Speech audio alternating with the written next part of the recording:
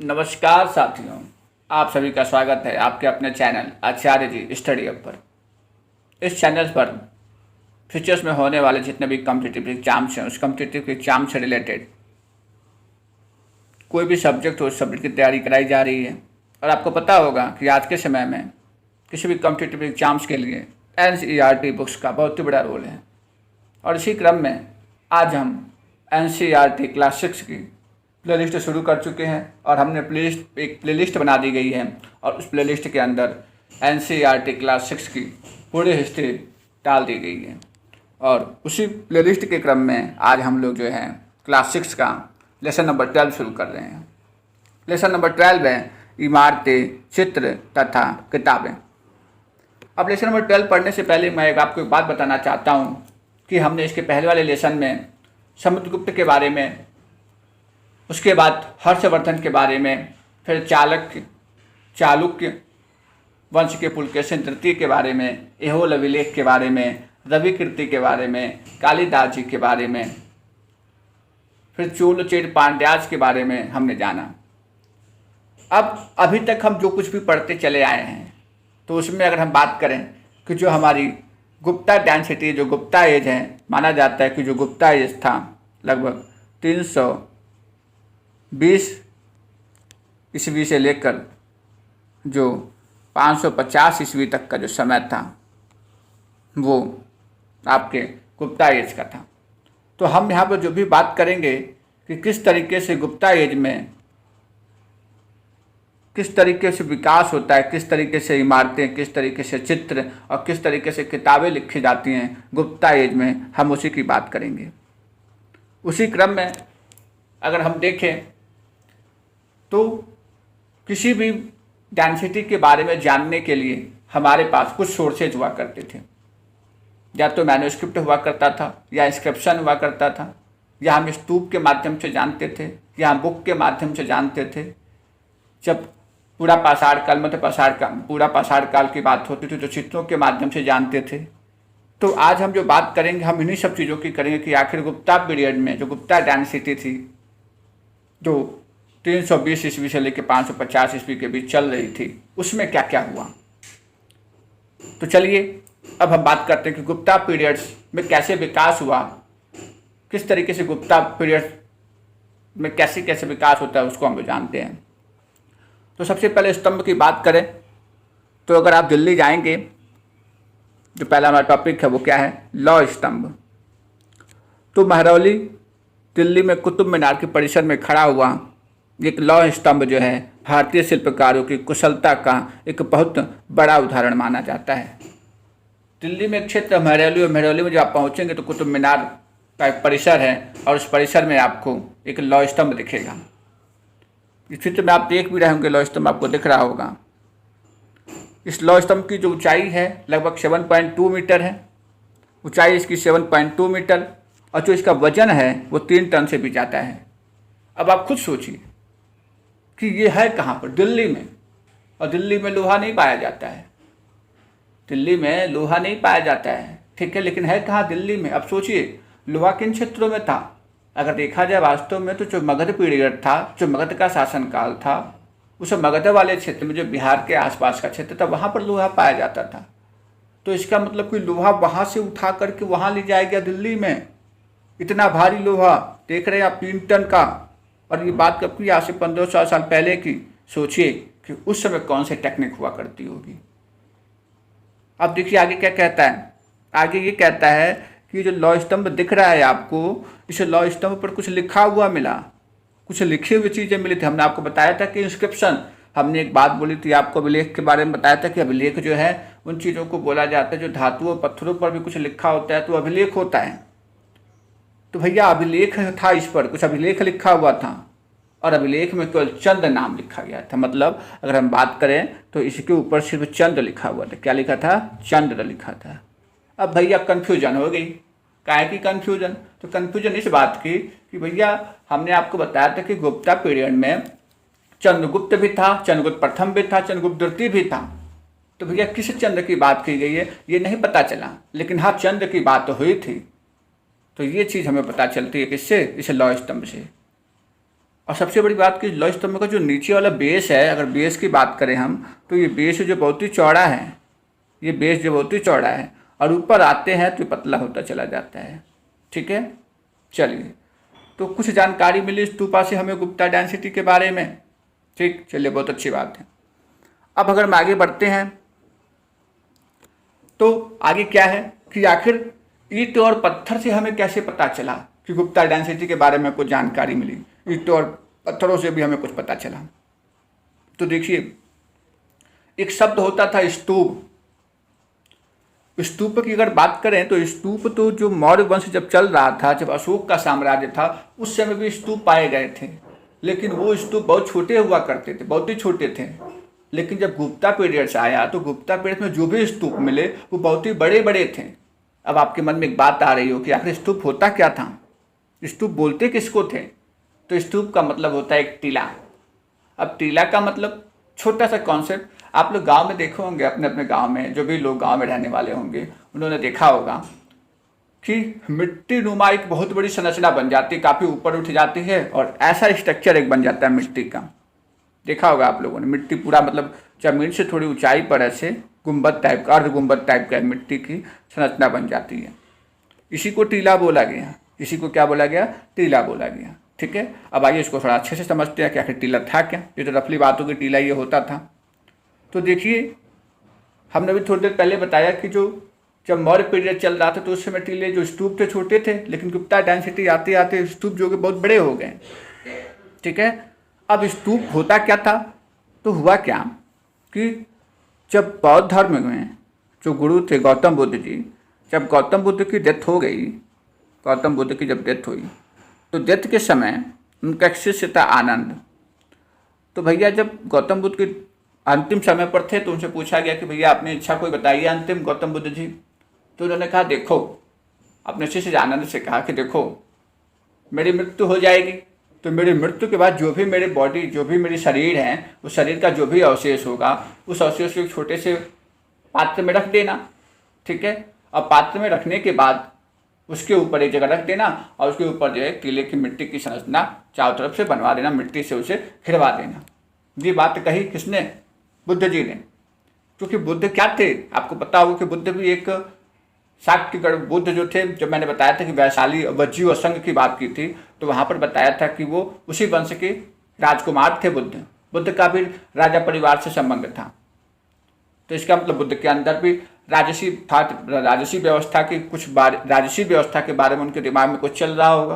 तो उन्होंने कहा कि जिस तरीके से राजाओं के लिए जब राजा की मृत्यु होती थी तो किस तरीके से उन्हें उनकी जो शरीर था, शरीर को रखनाने को जो भी अवशेष मिलते थे, राख मिलती थी, उसकी जगह इकट्ठा करके उसके चारों तरफ गुंबद बनवा दिया जाता था। ठीक उसी तरीके से जब मेरी मृत्यु हो जाए तो मेरे अवशेष के चारों तरफ जो है एक गुंबदनुमा संरचना बन जानी चाहिए। तो यही हुआ। तो स्तूपों में क्या होता है कि एक छोटा सा डिब्बा रखा होता है और इसमें बुद्ध के जितने भी शरीर के अवशेष होते हैं, चाहे वो दांत हो, हड्डी हो, राख हो, वो सब रखा गया होता है उसमें। ठीक है, इसके साथ साथ कुछ कीमती पत्थर और सिक्के भी रख दिए जाते हैं। तो उस छोटे से डिब्बे में जो भी चीज़ें, मान लीजिए छोटा डिब्बा, इसमें जो कुछ भी आप रखेंगे वो क्या कहलाता था? धातु मंजूषा। उसे क्या बोलते थे? धातु मंजूषा बोलते थे। ठीक है, अब धातु मंजूषा के ऊपर हम लोग क्या करते थे? मिट्टी का टीला होता था। बाद में क्या हुआ कि जो टीले बनाए गए मिट्टी के, उसको ईंटों से ढक दिया गया।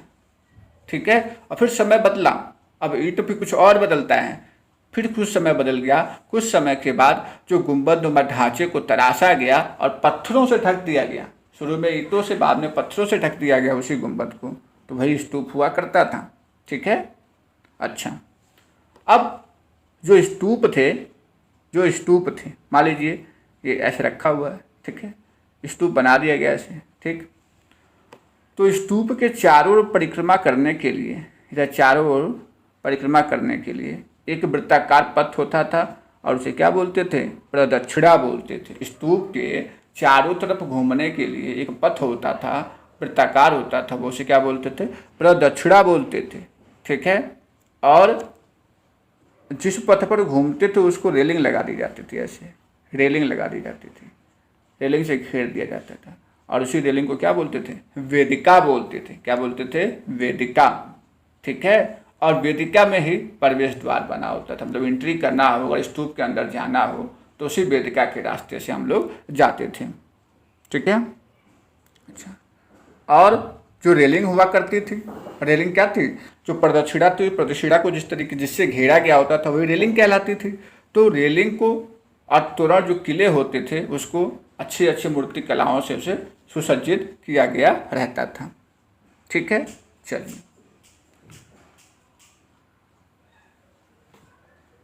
ठीक है। अब देखा जाए तो फिर आगे क्या होता है।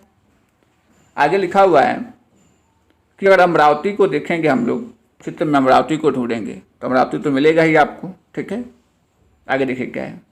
कई बार तो ऐसा होता था कि पहाड़ियों को काट करके गुफाएं बना दी जाती थी और इस तरह की कई गुफाओं को मूर्तियों तथा चित्रों द्वारा सजाया जाता था।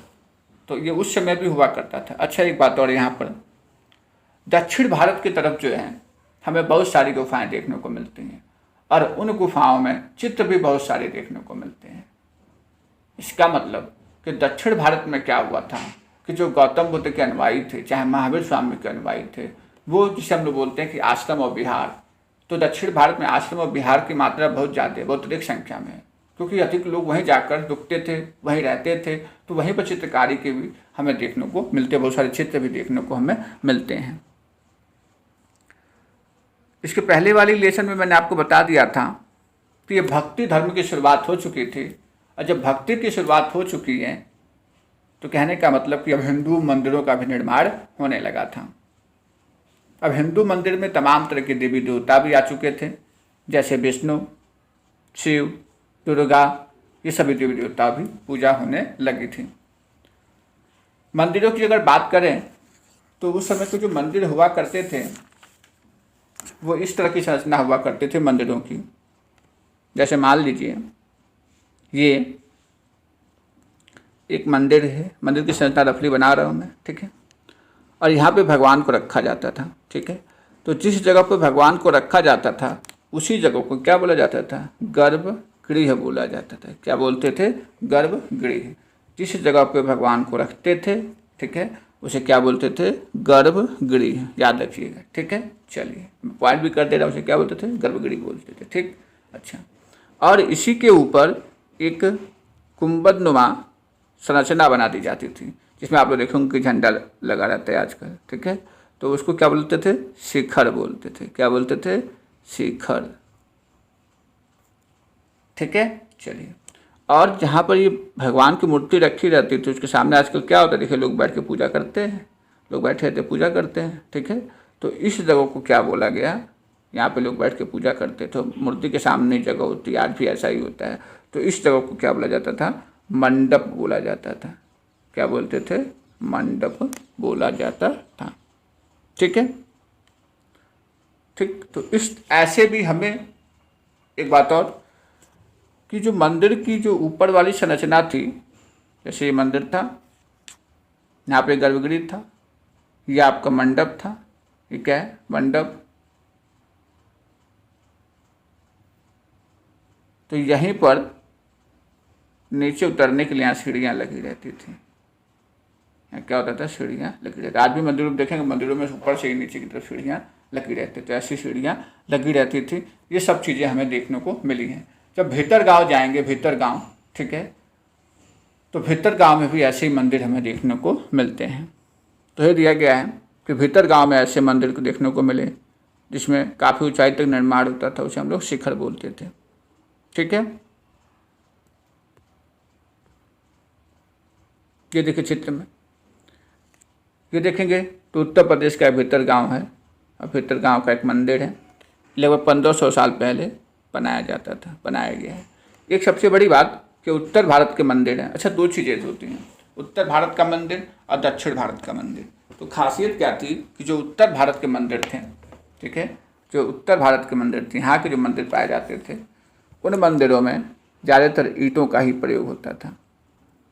लेकिन जो दक्षिण भारत में मंदिर पाए गए उसमें ज़्यादातर पत्थरों का प्रयोग देखने को मिलता है। ठीक है। जो मंदिर देखिए 1500 साल पहले ईंटों पत्थरों से बनाया गया है। तो दाएं की तरफ देखेंगे तो ये महाबलीपुरम का मंदिर है। महाबलीपुरम का कौन सा मंदिर है? एकाश्मिक मंदिर। कौन सा? एकाश्मिक। चित्र को देखिए। तो जो दक्षिण भारत के जो मंदिर हुआ करते थे, इनकी क्या खासियत थी कि इसमें पत्थरों के एक ही बड़ा बड़ा चट्टान होता था, पत्थरों का बड़ा सा टुकड़ा होता था और उसी टुकड़े में कटाई कर करके डिजाइन बनाए जाते थे और उसी से एक ही पत्थर के टुकड़े से बहुत बड़ा मंदिर का निर्माण किया जाता था। ठीक है, चलिए देखिए वही बात लिखी है। क्या लिखा है? एक बात और कि दक्षिण भारत में जितने भी मंदिर थे, मैंने क्या बोला कि एक ही पत्थर की नक्काशी करके, एक ही पत्थर को काट करके वो मंदिर बनाए गए होते थे। इसीलिए दक्षिण भारत के जो मंदिर थे उन्हें क्या बोला जाता था? एकाश्म बोला जाता था, मतलब मोनोलिथ कहा जाता था। ठीक है, और ये ईंटों से बनाए जाने वाले मंदिरों से एकदम अलग होते थे। ईंट से बने हुए जितने भी इमारतें थीं, उस इमारतों में नीचे से ईंटों की एक एक तह जोड़ते हुए उसे ऊपर की ओर ले जाते थे, जबकि चट्टान तराश कर बनाए जाने वाले मंदिरों को पत्थर काटने वाले ऊपर से नीचे के क्रम में बनाते थे। जब ईंट जोड़ा जाएगा तो भैया नीचे से ऊपर करके जोड़ा जाता था उत्तर भारत के जितने मंदिर थे। ठीक है, लेकिन तो दक्षिण भारत में जो मंदिर थे वहाँ पर क्या होता था? पत्थरों का प्रयोग, और पत्थर काटा जाता था, फिर तराशा जाता था, उसी से बनाया जाता था। तो पत्थर ऊपर से नीचे की तरफ जोड़े जाते थे। ठीक है, तो ये अंतर था उत्तर भारत और दक्षिण भारत के मंदिरों में। ये देखेंगे एहोल का दुर्गा मंदिर है। ठीक है, ये वही एहोल है जो चालुक्य वंश की डायनेसिटी हुआ करती थी, मतलब चालुक्य वंश की कैपिटल थी। और यहीं पर पुलकेशिन सेकंड था। ये वही पुलकेशिन सेकंड था जिससे क्या होता है? हर्षवर्धन की लड़ाई होती है। हर्षवर्धन दक्षिण की तरफ आना चाहते हैं क्योंकि हर्षवर्धन का भी भारत में साम्राज्य स्थापित करने में बहुत ही बड़ा रोल था। लेकिन जब हर्षवर्धन दक्षिण की तरफ चलते हैं तो साउथ की तरफ चालुक्य वंश होता है, और चालुक्य वंश में का जो राज्य है, जो किंगडम है, जो कैपिटल है, वो एहोल है। और वहाँ पर एक राजा होता है पुलकेशिन सेकंड, और उससे लड़ाई होती है किसकी? हर्षवर्धन की। ठीक है, तो ये भी बात याद रखिए। तो ये आप जान रहे हो, समझने की कोशिश करो कि किस तरीके से उत्तर भारत और दक्षिण भारत के मंदिर हुआ करते थे। अब सोचिए आप कि भैया इतने महंगे, इतनी कठिनाइयों से मंदिर बनाना और स्तूप बनाना ये आसान तो होता नहीं था। अब ये बनेगा कैसे? तो भैया बनने के लिए बहुत ही ज़्यादा पैसा खर्च होता था, फ्री में नहीं बनता था ये। अब ये काम कौन कर सकता है? इतना सारा पैसा कौन ला सकता है? तो जो राजा रानी हुआ करते थे वही पैसा अधिक से अधिक खर्च करते थे। तो सबसे पहले तो जरूरी यही है कि भैया पत्थर ढूंढो। अब पत्थर ढूंढने के बाद शिलाखंड से उसे खोद कर निकालो। निकालने के बाद वही काम खत्म नहीं होगा कि निकाल ले काम चल गया। ठीक है, अब उस समय की तरह से जेसीबी तो रखी नहीं थी कि आराम है जेसीबी में लादे सीधे पत्थर लेके चले आए। ठीक है, और यहाँ पे तमाम तरह की मूर्तियाँ बनवा दी, तमाम तरह के पार्क बनवा दिए, ऐसा तो था नहीं। तो अब उतनी मेहनत से उस समय की टेक्निक क्या थी? उस समय भी टेक्निक इतनी ज़बरदस्त हुआ करती थी गुप्ता पीरियड में, जो 350 से लेकर 550 तक चलता है, जो ईस्वी है। ठीक है, मैं बार बार इस चीज़ को इसलिए बोलता हूँ कि आपको चीज़ें क्या हो जाएं, याद हो जाएं। ठीक है, तो अब क्या हो रहा था कि अब आसान तो था नहीं शिलाखंडों को एक जगह से दूसरी जगह पहुँचाना, पत्थरों को काटना, फिर तराशना, फिर खंभों की दीवारों की चौखटों पर, फर्शों पर, छतों का आकार देना, ये सब बहुत ही कठिन था। लेकिन नहीं, कुशल कारीगर होते थे। कुशल कारीगर को राजा जो होता था या रानी होती थी पेमेंट करते थे, पैसा देते थे। ठीक है, और तब वो कुशल कारीगर अच्छे तरीके से काम करता था। ठीक है, ठीक, चलिए अब आगे देखते हैं क्या है। ये चित्र देख रहे हैं, जो ये चित्र आपको जो दिख रहा है ये है क्या, तो जान लीजिए ये उड़ीसा का एक जैन मठ है। जैन मठ है। क्या है ये? जैन मठ है। ये एक पहाड़ी को खोद कर, देख रहे लग रहा है ऊपर पहाड़े है ही, पहाड़ को खोद कर बनाया गया। देख रहे हैं चित्र को, आप देखिए तो लगता है कि ये पहाड़ है ही, पहाड़ को ही खोद कर उसमें घर बने हुए हैं या अलग अलग कमरे बने हैं, और जहाँ पर जैन धर्म के लोग भिक्षु आते थे और यहाँ पे ध्यान किया करते थे। ठीक है, चलिए अब आजकल के भी मंदिरों में आप देखते होंगे वही चीज़। क्या देखते होंगे आप? ये देखते होंगे कि मंदिरों में जो भी लोग दान करते हैं, ठीक है, तो उनका नाम लिखा होता है मंदिरों में, एक बड़ा सा बोर्ड लगा होता है और लिखा होता है दान सूची, लिखा होता है कि नहीं? और लिखा होता है किन किन लोगों ने, ए ने पैसा दिया, बी ने पैसा दिया, सिर्फ तमाम लोगों का नाम लिखा होता था। ठीक है, तो ये चीज़ उस समय भी हुआ करती थी, गुप्ता पीरियड में भी ये खेल होता था। ठीक है, तो उस समय जो भी स्तूप थे, जो भी मंदिर थे, ठीक है, तो राजा रानी तो खर्च करते ही थे, जो भी पैसा देना होता था वो देते थे। ठीक है, भक्त भी अपने साथ जो उपहार अपने साथ लाते थे और फिर इमारत की सजावट हुआ करती थी। ठीक है, इसके साथ साथ हाथी दांत का काम करने वाले श्रमिकों के संघ ने सांची के एक अलंकृत प्रवेश द्वार को बनाने का खर्च दिया था। अगर हम सांची के स्तूप की बात करें तो सांची का स्तूप जो मध्य प्रदेश में है, तो वहाँ पर जो एक किला है, एक तोरण है, उसको बना कैसे था? तो उसको बनाने के लिए एक श्रमिकों का संघ हुआ करता था। मैंने आपको बताया था कि जब बुद्धा पीरियड की बात की थी तो श्रेणी नाम का एक संघ हुआ करता था। श्रेणी शब्द का मैंने प्रयोग किया था, वो व्यापारियों का संघ था। तो वैसे ही संघ हुआ करते थे और उन्हीं संघों ने सांची के एक किले को, एक तोरण को, एक जो प्रवेश द्वार है उसको बनाने के लिए पैसे दिए थे। इसके साथ साथ बस वही नहीं, व्यापारी, कृषक, माला बनाने वाले, इत्र बनाने वाले, लोहार, सुनार, ये सब लोग पैसा देते थे। ठीक है, और जो भी लोग मदद करते थे मंदिर बनाने में, चाहे वो उत्तर भारत के हों चाहे दक्षिण भारत के हों, उन सभी का नाम खंभों पर, रेलिंगों पर, दीवारों पर लिखा जाता था। ठीक है, तो कहने का मतलब कि हमने किस तरीके से, आप पढ़ रहे हो गुप्ता पीरियड के बारे में, आपने किस किस तरीके से जाना, आपने उस लौह स्तंभ से कुछ पता चला। ठीक है, फिर आपको जो है, आपको ईंट और पत्थरों से बने हुए मंदिरों के बारे में कुछ पता चला कि अच्छा ऐसे भी हुआ करता था गुप्ता पीरियड में। स्तूपों से कुछ उसके बारे में पता चला। अब चित्रकला का भी रोल था बहुत बड़ा गुप्ता पीरियड में। ठीक है, गुप्ता पीरियड में चित्रकला भी बहुत तेज़ी से आगे की तरफ बढ़ रही थी।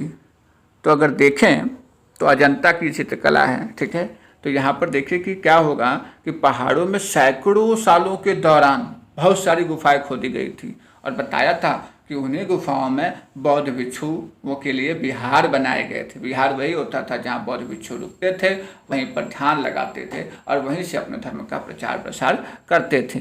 तो उन गुफाओं में बौद्ध भिक्षुओं के बहुत सारे विहार बनाए गए हैं। ठीक है, अब अगर इस चित्र को देखें तो ऐसा तो एक बात तो आपको पहले से ही पता है कि गुफा है तो गुफा में तो अंधेरा रहेगा ही। अब अंधेरा है तो निश्चित है कि अब भैया क्या करना पड़ेगा, मशाल जलाना पड़ेगा। अब मशाल जला के चित्र बनाना पड़ेगा। तो ऐसा ही ये चमकदार चित्र हमें देखने को मिलता है। चित्र अगर आप देखेंगे अजंता के समय का ही चित्र बना हुआ है। ठीक है, अजंता की गुफाओं में ऐसे चित्र देखने को मिले हैं। तो लग रहा है ना कि ये मतलब कोई चमकदार चीज़ है और उसी से ये मतलब कोई रोशनी पड़ रही है इसके ऊपर और तब इस चित्र को ऐसे बनाया गया है। ठीक है, अब सोचिए कि उस समय, कहने का कितनी अच्छी बात लिखी है कि ये रंग पौधों तथा खनिजों से बनाए गए थे। इन महान कृतियों को बनाने वाले महान कलाकार अज्ञात हैं। मतलब आज तक हम ये नहीं जान पाए कि इन गुफाओं में, ठीक है, ऐसी शैल चित्रकारियाँ किसने की हैं, हमें आज तक ये पता नहीं चल पाया। लेकिन वास्तव में सोचिए कि उस समय, ये लगभग आज से 1500 साल पहले की बात है, और जब 1500 साल पहले की बात है तो वो चित्र आज भी हमें देखने को मिल रहा है। पता नहीं कौन से रंगों का प्रयोग किया होगा उन्होंने, और केमिकल रंग तो होंगे नहीं क्योंकि आज तो केमिकल रंग प्रयोग किए जाते हैं। तो उस समय क्या होता था कि जो भी रंग तैयार किया जाता था वो पौधों और खनिजों से ही रंगों को बनाया जाता था। ठीक है, चलिए, तो देख रहे हैं दोनों चित्रों को वही चित्र हैं, देख लीजिएगा एक बार। ठीक है, तो हमें चित्रों के बारे में ही कुछ पता चला। अब बात करते हैं पुस्तकों की। तो भैया गुप्ता काल में बहुत सारी पुस्तकें, बहुत सारे महाकाव्य लिखे गए थे। ठीक है, अगर हम 1000 साल पहले की बात, 1800 साल पहले की बात करें तो एक तमिल महाकाव्य था जिसका नाम था शिल्पपदिकारम था। ठीक है, और इसको इलांगो नामक कवि ने लिखा था। अब इसमें कुछ कहानी लिखी गई थी। अब देखिए तमिल की अगर बात कर रहे हैं, ठीक है, तमिल साहित्य की बात करें तो तमिल साहित्य को हम संगम वंश का मानते हैं। ठीक है, तो जो चोल चेर पांड्यास थे, जब चोल चेर पांड्यास के बारे में मैंने आपको बताया था, तो मैंने भाई ये बताया था कि जब चोल चेर पांड्यास वंश था तो उस समय जो कवियों का एक सम्मेलन हुआ करता था, तो मदुरई जो जगह थी तमिलनाडु में, वहाँ पर कवियों का सम्मेलन हुआ। लगभग 3 बार सम्मेलन होता था और हर जगह से कवि उसमें आते थे। तो एक तरह से कवियों का मिश्रण था वो। ठीक है, एक ग्रुप आता था और कविता पाठ किया करता था। इसीलिए जो वहाँ पर तमिल साहित्य जो लिखेगा, उस कवियों ने जो साहित्य लिखा उसको संगम साहित्य भी कहा जाता है, क्योंकि सभी लोग मिलकर ही ऐसा करते थे। ठीक है, तो उसी समय तमिल महाकाव्य है शिल्पपदिकारम, उसकी रचना इलांगो नामक कवि ने की है। और उसमें क्या हुआ है कि इसमें कोलन नाम का एक व्यापारी है, उसके बारे में बात की कि वो पुहार में रहता है। पुहार है क्या, दक्षिण भारत की तरफ है। तमिलनाडु का जो क्षेत्र है, तमिलनाडु देखेंगे, तमिलनाडु का जो बंदरगाह वाला क्षेत्र वहीं पर पुहार है, तो पुहार में रहता था। उसकी एक पत्नी थी जिसका नाम था कन्नगी। और सबसे बड़ी बात कि कन्नगी की वो उपेक्षा करता था, मतलब कन्नगी को पसंद नहीं करता था व्यक्ति, कोलन पसंद नहीं करता था। वो क्या करता था कि एक नर्तकी थी माधवी नाम से, उससे प्यार करता था।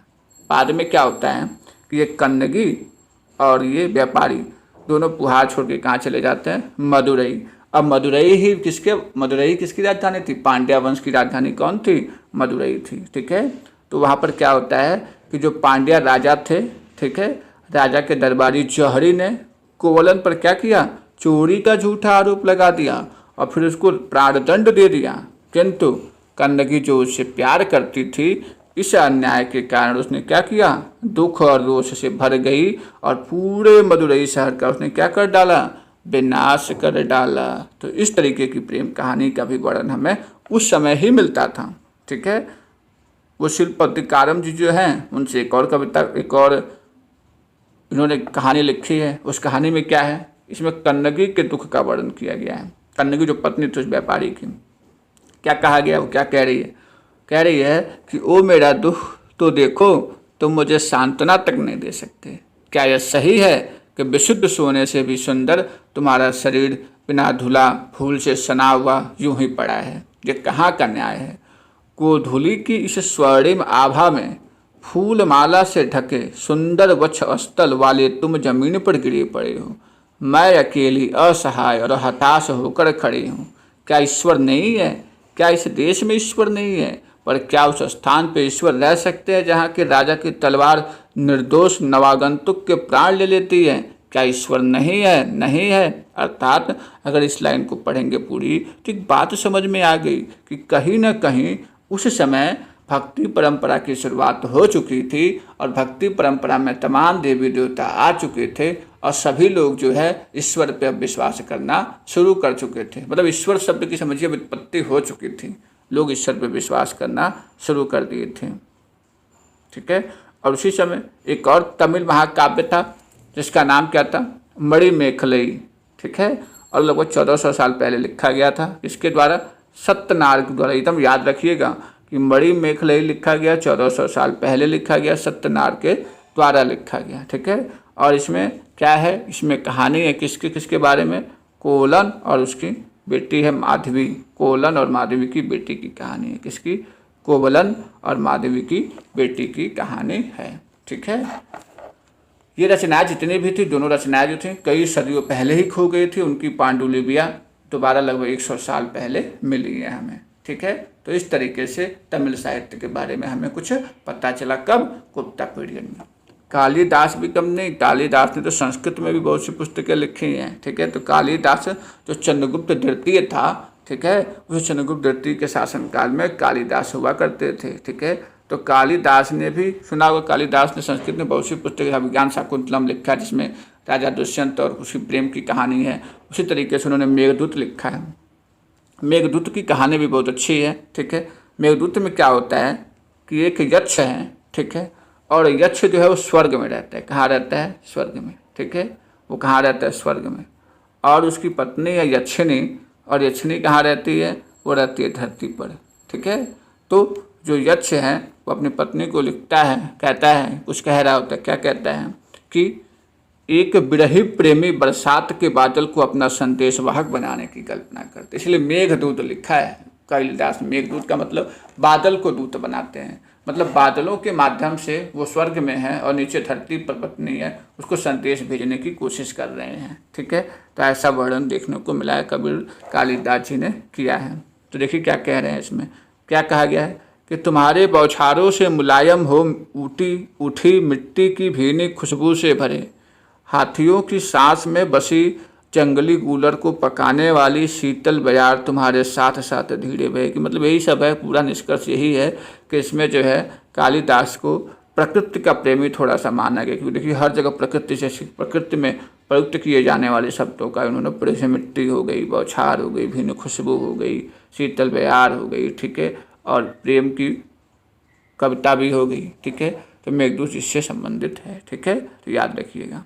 ठीक, और बस इतना ही नहीं भाई, महाभारत जो लिखा गया था, जो रामायण लिखे गए, जो तमाम तरह के पुराण लिखे गए, वो सब गुप्ता पीरियड में ही माने जाते हैं। कालिदास ने मेघदूत लिखा, वो भी इसी पीरियड में लिखा गया, ठीक है। आर्यभट्ट ने जो खोज की वो भी गुप्ता पीरियड में ही की।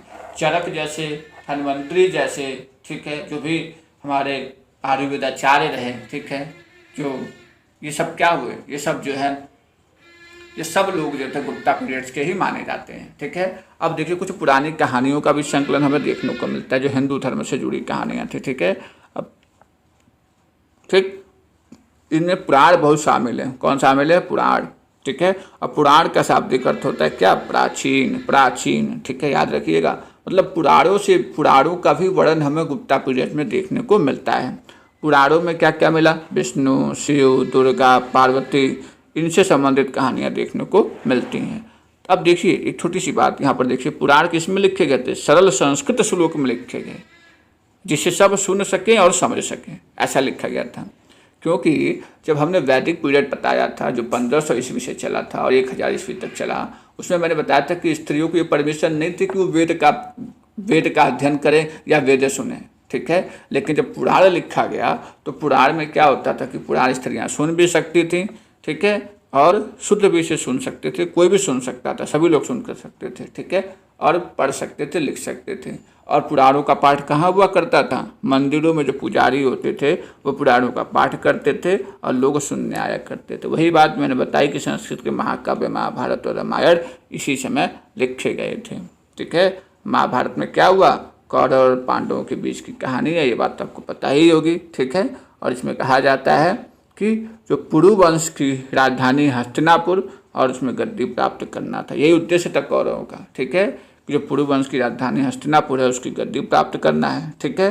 ये कहानी तो बहुत ही पुरानी है, पर आज हम इसे जिस रूप में जानते हैं वो करीब 1500 साल पहले ये लिखा गया था। कौन सी चीज़ लिखी गई थी 1500 साल पहले? महाभारत लिखी गई थी, ठीक है। अब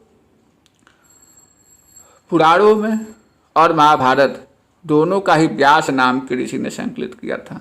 ऐसा माना जाता है कि चाहे वो महाभारत हो चाहे पुराण हो, उसको लिखा किसने? व्यास जी ने लिखा है। अब महाभारत में ही भगवत गीता भी है, ठीक है, ये भी याद रखिएगा। रामायण भी लिखा गया उसी समय।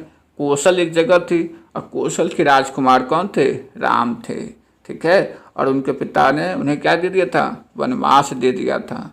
और वन उनकी पत्नी सीता का लंका राजा रावण क्या कर लेता है? अपहरण कर लेता है। फिर सीता को पाने की लड़ाई शुरू होती है, फिर विजयी होते हैं और कौशल की राजधानी कहाँ पहुँचते हैं? अयोध्या, ठीक है। अब महाभारत और रामायण दोनों अपने आप में एक प्राचीन कहानी मानी जाती है, ठीक है, ठीक। और जो रामायण है, संस्कृत रामायण, उसको लिखा किसने है? तो वाल्मीकि जी ने लिखा है, ठीक है। अब देखो कुछ आम लोगों के द्वारा भी कहानियाँ कही जाती थी। अभी तक जितनी बातें हुई, चाहे वो पुराण हो चाहे वो पुस्तकें हो, वो किसी विशिष्ट व्यक्ति के द्वारा लिखा गया है। विशिष्ट व्यक्ति का मतलब कि किसी के पास वो गुण है, ठीक है, लिखने की क्वालिटी है, लेखक है वो, कवि है वो, और उसने लिखा है। लेकिन बस उन्हीं लोगों ने नहीं लिखा कविता, कुछ आम जन ने भी कविता लिखी है, ठीक है। और इनकी भी आम जन से संबंधित भी कहानियाँ देखने को मिलती हैं, ठीक है। और क्या था उसमें कि आम लोग भी कहानियाँ कहते थे, कविता करते थे, गीतों की रचना करते थे, गाना गाते थे, नाचते थे, नाटकों को खेलते थे।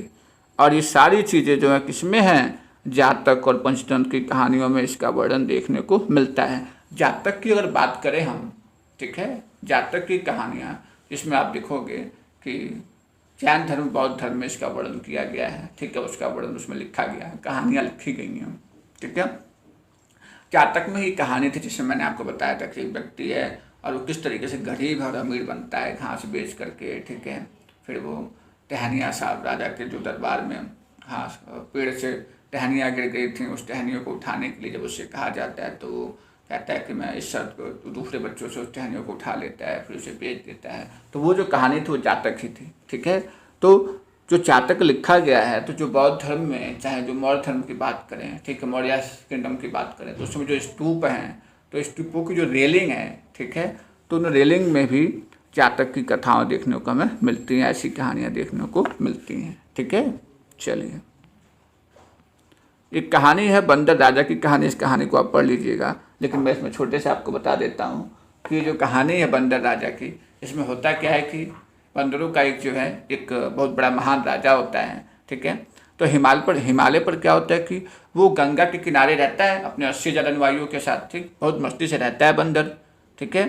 और आपको पता ही है कि बंदरों का आम बहुत ही प्रिय फल है, आम मीठे होते हैं इसलिए आसानी से वो लोग खा लेते हैं। और एक दिन होता है क्या कि पका हुआ आम आता है, पका हुआ आम जो है नदी में गिर जाता है, ठीक। अब वो आम बहते बहते बहते नदी के उस पार चला जाता है। जब आम बहते हुए उस नदी के उस पार जाता है तो उस नदी के किनारे जो राजा रहता है वो देखता है भैया ये आम कहाँ से आया, अब वो नदी में नहा रहा होता है।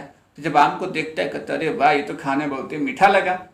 अब वो सोचता है कि ये फल आखिर आया कहाँ से। वो अपने सिपाहियों को ऑर्डर देता है जाओ भैया पता करो कि ये फल आया कहाँ से। पता चलता है भैया फल तो नदी के उस पार से आया है। तो जाकर देखते हैं तो भैया वहाँ तो बंदरों का बहुत बड़ा ग्रुप है, पहाड़ पे रह रहा है और वो वहाँ पे आम के बहुत बड़े बगीचे हैं, ठीक है। तो अब राजा सोचता है कि चलो ठीक है कोई बात नहीं। एक समय ऐसा आ जाता है कि नदी में बाढ़ आ जाती है, ठीक है। अब बाढ़ आ जाती है तो अब राजा सोचता है कि भैया बंदरों को तो बचाना पड़ेगा वरना बंदर डूब जाएंगे, सब कुछ खत्म हो जाएगा, ठीक है। तो देखिए और इस चित्र को देखेंगे तो चित्र में एक चीज़ बात समझ में आएगी, ठीक। इस चित्र में क्या समझ में आएगा कि किस तरीके से राजा जो हैं एक तरफ से दूसरी तरफ नदी के पुल बनाया जाता है और बंदरों को बचाने की कोशिश की जाती है। तो ऐसी भी कहानियाँ हमें देखने को मिलती हैं और यही हमारा क्या है जातक है। जातक में यही सब चीज़ों को देखने को मिलता है। और जब आप मध्य भारत में जाएंगे अर्थात एमपी वाले क्षेत्र में जाएंगे तो वहाँ पे स्तूप मिलेंगे। तो उसमें जो भरहूत जी हैं, भरहूत जी का स्तूप मिलेगा, लिखा हुआ देख लीजिए, भरहूत जी का स्तूप मिलेगा। तो जो पत्थर है, स्तूप जो बनते पत्थरों से ही बने होते हैं, तो उन पत्थरों पर जो चित्र मिला है, तो चित्र किस चीज़ का मिला है, ये जो बंदर वाला चित्र दिख रहा है, किस तरीके से बंदरों ने बचाया है, ठीक है, किस तरीके से राजा ने मदद की है, इन सब चीज़ों का भी वर्णन देखने को मिलता था जातक में हमें, ठीक है। तो सोचिए गुप्ता पीरियड कितना आगे था, ठीक। अब गुप्ता पीरियड में क्या होता है कि विज्ञान की कुछ पुस्तकों का भी वर्णन देखने को मिलता है। हमारे महान खगोल शास्त्री गणितज्ञ जिनका नाम है आर्यभट्ट, ठीक है। आर्यभट्ट जी ने अपनी पुस्तक एक लिखी थी आर्यभट्टियम, ठीक है। तो वो भी गुप्ता पीरियड में ही लिखी गई थी।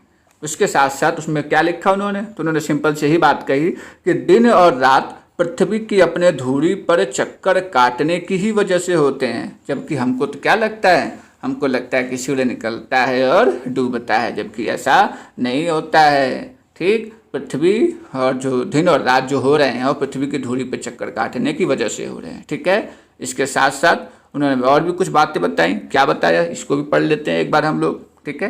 उन्होंने क्या कहा कि वृत्त की परिधि को मापने की विधि ढूंढ निकाली। जो हम लोग पढ़ते हैं ना कि वृत्त की परिधि का फार्मूला था 2πr²। तो जो पाई है, पाई की खोज भी आर्यभट्ट जी ने ही की थी, ठीक है। तो इस बात को याद रखिएगा। अब बस इतना ही नहीं, शून्य की खोज भी आर्यभट्ट जी ने ही की थी, ठीक है। तो एक बात ये जान लीजिए कि अंकों का प्रयोग तो बहुत पहले से होता था, पर अब भारत के गणितज्ञों ने क्या किया कि शून्य के लिए एक नए चिन्ह का आविष्कार कर दिया और फिर यही पद्धति अरब ने अपनाई और फिर यही बात यूरोप में फैल गई। धीरे धीरे सारी दुनिया में ये बातें फैल गई और शून्य का प्रयोग किया जाने लगा, ठीक है। सबसे बड़ी बात, शून्य का आविष्कार तो उस समय हो चुका था, अरब देश के लोग प्रयोग करते थे, ठीक है, यूरोप के भी लोग प्रयोग करते थे, ठीक है, भारत तो प्रयोग करता ही था।